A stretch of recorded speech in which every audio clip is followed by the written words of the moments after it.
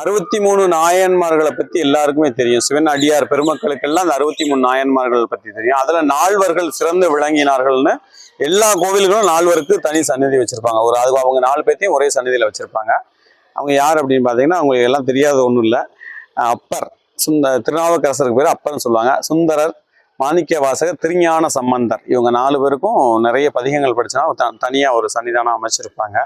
இப்போ நம்ம கடலூர் மாவட்டம் பண்ருட்டி பக்கத்துல கூட திருவாமூருக்கு வந்திருக்கோம்.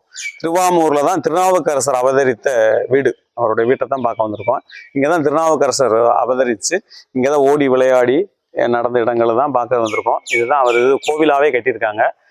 சிவமயம் பெருக்கும் திருவாமூர். சிவமயம் அதாவது சிவனுடைய இங்க நம்ம வழிபட்டமான சிவமயம் அவருடைய மார்க்கத்தை பெருக்கக்கூடிய ஒரு திருத்தலமாக தான் திருவாமூர் இருக்கு. அவர் பிறந்த ஊர்ல எவ்வளவு பெரிய தெருக்களை பாருங்களேன். வீதிகள் எவ்வளவு பெருசா இருக்கு பாருங்களேன். இந்த பக்கத்துல ரோடு பெருசா இருக்கு, இந்த பக்கம் மாட வீதிகள் மாதிரி பெரிய பெரிய வீதிகள் அமைஞ்சிருக்கு. இந்த ஊரை பார்க்கும்போது ரொம்ப சிறப்பு மிகுந்த ஊரா தான் இந்த ஊர் விளங்கி இருக்குன்றது இதை பார்த்தா தெருக்கள் ரொம்ப அகலமாக அமைச்சிருக்காங்க. ரொம்ப அற்புதமாக இருக்கு. வாங்க அப்படியே பார்ப்போம். இங்க பாருங்களேன், இங்க கோலத்தை பாருங்க. கோலம் அழகாக போட்டிருக்காங்க. சித்திரை வேலைப்பாடுகள் மிக்க அந்த கோலம் நம்ம பார்க்க முடியுது. அழகா இருக்கு பாருங்க. இங்க அதுக்கு முன்னாடி என்னன்னா, இங்க சேக்கிலார் பெருமான் திருவாமூர்ல இருக்கக்கூடிய திரிபுர சுந்தரி உடனாகிய பசுபதீஸ்வரர் ஆலயத்துல பதிகம் படிச்சிருக்காரு. அதையும் எழுதியிருக்காங்க பாருங்க. அந்த பதிகம் தான் இங்க எழுதி போட்டிருக்காங்க. இந்த திருவாமூர் அப்படிங்கிறது குறிக்குது பார்த்தீங்களா, சேக்கிலார் சுவாமிகள் அவர் குறிப்பிட்டதான். இதை தான் இங்கே எழுதிய வச்சிருக்க கல்வெட்டில் கட்டி வச்சிருக்காங்க. வாங்க நம்ம அப்படியே உள்ள போகலாம். உள்ள வாங்க. இங்கே திருப்பணிகள் நடக்கிறதுனால இந்த கம்புகள்லாம் கட்டப்பட்டிருக்கு. உள்ள பாருங்க, நல்ல விசித்திரமான இதாக இருக்கு. இதில் வீடு இருந்ததை வீடை எடுத்துட்டு உள்ள கோவிலை கட்டிருக்காங்க. வாங்க உள்ள போவோம். நல்ல மண்டபங்கள்லாம் பெருசாக அமைச்சிருக்காங்க. இங்கே பாருங்களேன், இங்கே ஒரு படம் கூட கைலாய தோற்றம், சிவபெருமான் கைலாயத்தில் இருப்பது போல ஒரு படம் அமைச்சிருக்காங்க. இருக்காரு பார்த்தீங்களா, வரிசையா இருக்காங்க. இவர் தான் திருநாவுக்கரசர். அவருக்கே அரசராக விளங்கிய திருநாவுக்கரசர். அவருடைய இதுதான் பார்க்குறான். எல்லாத்துக்கும் படம் வச்சிருக்காங்க. ஐகண்டார், சேக்கிலார் பெருமான், மாரைய நாயனார், இப்படி ஒவ்வொரு நாயன்மாருக்கும் சின்ன சின்ன படங்கள், அதாவது திருக்கைலாய காட்சியில ரெடி பண்ணியிருக்காங்க. வாங்க உள்ள போவோம். இப்போ கோவில் நம்மளுக்காக திறந்து காமிச்சாங்க, அதனாலதான் ஒரு கதவு வந்திருக்கு. வாங்க உள்ள போய் பார்க்கலாம். இங்க பாத்தீங்கன்னா, திருநாவுக்கரசருடைய அப்பா அம்மா அவங்களுக்கெல்லாம் சிலைகள் வடிவமைச்சிருக்காங்க. இந்த மண்டபத்தை பாருங்க, எவ்வளவு பழமையா இருக்கு பாருங்க. கற்களை கொண்டு கட்டியிருக்காங்க. அவர் பிறந்த 1600 ஆண்டுகள் ஆயிடுச்சுன்னு சொல்றாங்க. 1600 ஆண்டுகளை கடந்துருச்சுன்றாங்க. அப்படிப்பட்ட இந்த இடத்துல தான் அவர் வாழ்ந்திருக்காரு. இப்ப திருநாவுக்கரசர் இருக்காரு, அவரை வழிபடுவோம்.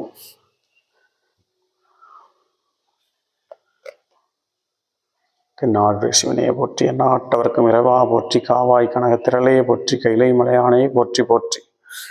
நாவுக்கரச பெருமான் அவர் படித்த தேவார பாடல்களே நிறைய இப்போ நம்ம இப்போ ஒளி நடாவில் கேட்குறோம்.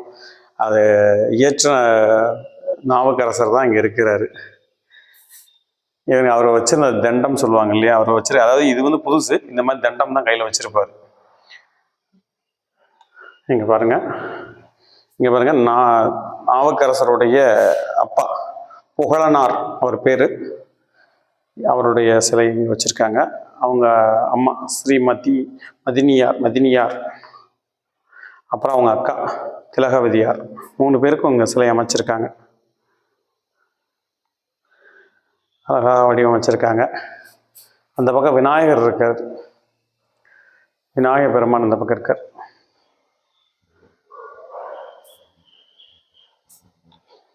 விநாயகர் இருக்கிற வெள்ளை இருக்கு, மாலை சூடி இருக்கார். இன்னொரு விஷயத்த உங்களுக்கு காமிக்கணும், அங்கே வாங்களே. அவருடைய அந்த வாழ்க்கை வரலாறுன்னு சொல்லக்கூடிய அந்த சித்திரங்கள், படங்கள்லாம் இங்கே வச்சிருக்காங்க. அவருக்கு தீராத வயிற்று வலி ஏற்பட்டு அவங்க அக்கா இங்கேருந்து கூப்பிட்டு போகிறாங்க வீரட்டானத்துக்கு. அப்போதான் வயிற்று வலி தீருது சிவபெருமான். இதெல்லாம் இப்போ பாருங்க, அவருடைய வாழ்க்கை வரலாறு இருக்குது.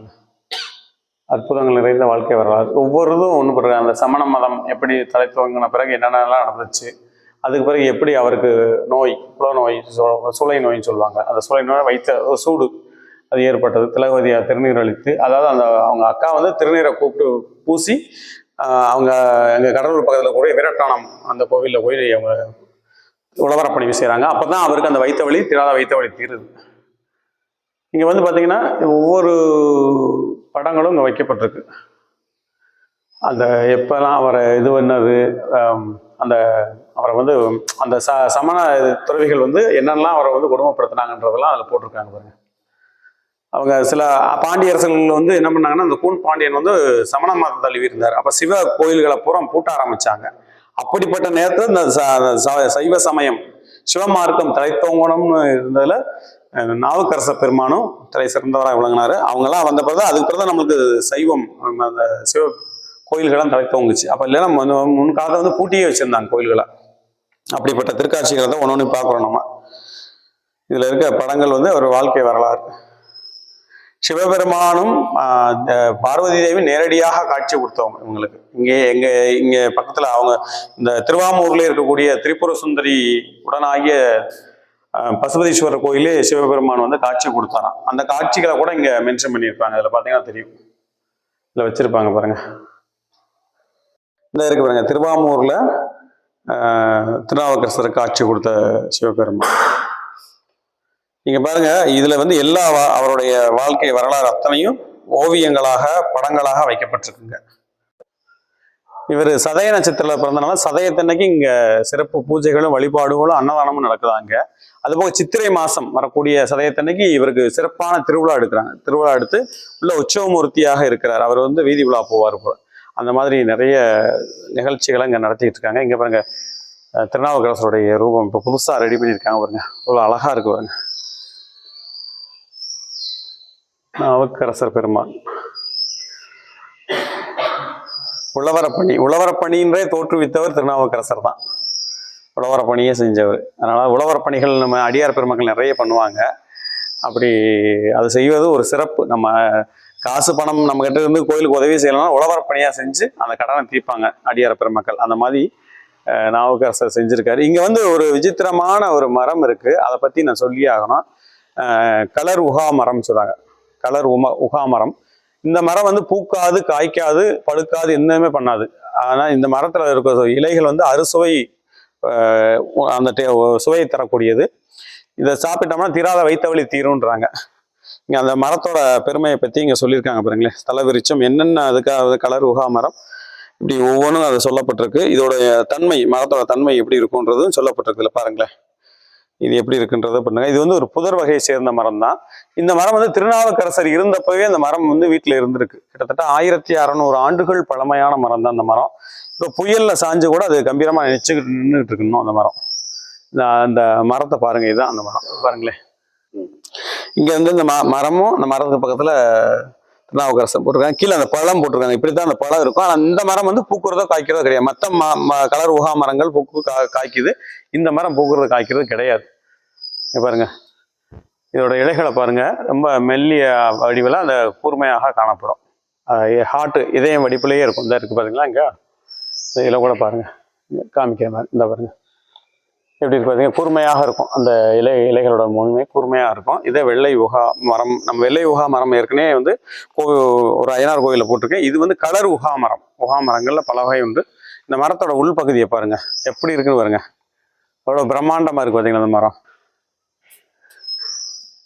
பல்லுயிர்களுக்கும் அதாவது அடைக்கலம் கொடுக்கக்கூடியது மரங்கள் தான். அந்த மாதிரி உள்ள பார்த்தீங்கன்னா நிறைய சிட்டுக்குருவியோட சத்தம்லாம் கேட்குது பார்த்தீங்களா. நீங்க தீராத வைத்த வழி இருந்தீங்கன்னா கண்டிப்பாக திருநாவுக்கரசரை, ஏன்னா அவர் வந்து தீராத வைத்த வழியிலிருந்து அவருடைய நோயை தீர்த்தவர் சிவபெருமான். அப்படிப்பட்ட நம்மளுக்கு வைத்த வழிகள் பிரச்சனைகள் இருந்தால் கண்டிப்பாக அவர் வழிபட்டு இந்த உகா மரத்தில் இருக்க இலைகளை பிடுங்கி சாப்பிட்டோம்னா கண்டிப்பாக அது தீருன்றாங்க. கண்டிப்பா எல்லாருக்கும் நல்லது நடக்கும். நீங்க வந்தா அதை கண்டிப்பா பாருங்க. இந்த மரத்தோட தூர் பகுதியை பாருங்க. ஒரு மரம் போனா உள்ள இருந்து ஒரு மரம் உருவாகுது பாத்தீங்களா. இந்த பக்கம் வந்து பாருங்க, பாத்தீங்களா. இந்த மரத்தோட பகுதி வந்து பெருசா இருந்திருக்கு, அது இதாயிருச்சு. இப்ப அதுக்குள்ள இருந்து பல மரங்கள் உருவாகுது பாத்தீங்களா. இந்த வேறு மூலமாக உருவாகி வருது.